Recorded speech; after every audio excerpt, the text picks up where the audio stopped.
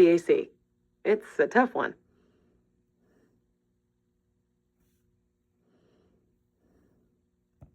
Nope. Her BAC would actually be lower because wine isn't carbonated and champagne is. Why does that matter? Because carbonation speeds the rate at which alcohol passes from the stomach to the small intestine, causing a person's BAC to go higher, faster. Well, that about does it for the factors that can affect BAC. Something to keep in mind, though, is that some people will be affected by a combination of these factors. That means they're a higher risk when it comes to intoxication.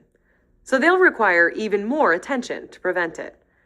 There are also other risk factors for intoxication that you need to know. These should be considered a red flag when you see them in people. Keep a close eye on people who look stressed, depressed, or angry. Anyone experiencing these emotions may be more susceptible to the effects of alcohol. The same is true for guests who arrive tired.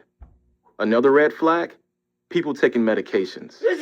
Drinking while on medication or when using illegal drugs can cause dangerous drug-alcohol interactions, or can make the effects of alcohol more intense.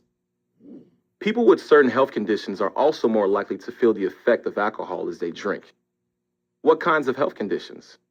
Transplant recipients, people with certain illnesses such as cirrhosis of the liver, and people with diabetes. Of course, it's hard to know if someone has a health condition just by looking at them. But sometimes, they'll tell you about it as they drink. That's why listening to your guests is a valuable skill to develop. Someone may also be a high-risk drinker due to why they are drinking. For example, a man who's drinking to forget about the funeral he just attended may be at risk. So would a person drinking to celebrate a special event like a wedding, or someone drinking faster to catch up to friends. People drinking while following a sporting event may also be at a higher risk. The long and short of it is that all of these people should be watched closely while drinking. Why are we spending so much time talking about high-risk drinkers and the factors that can affect a person's BAC?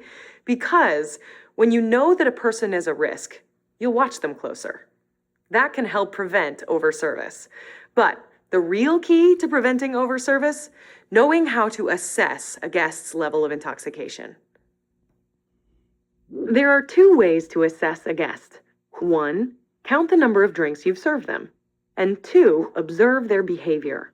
The most effective method is to use a combination of the two. You should start assessing people from the time they enter the establishment, and keep doing it until the time they leave. By watching a person's behavior from the moment they arrive, you'll have a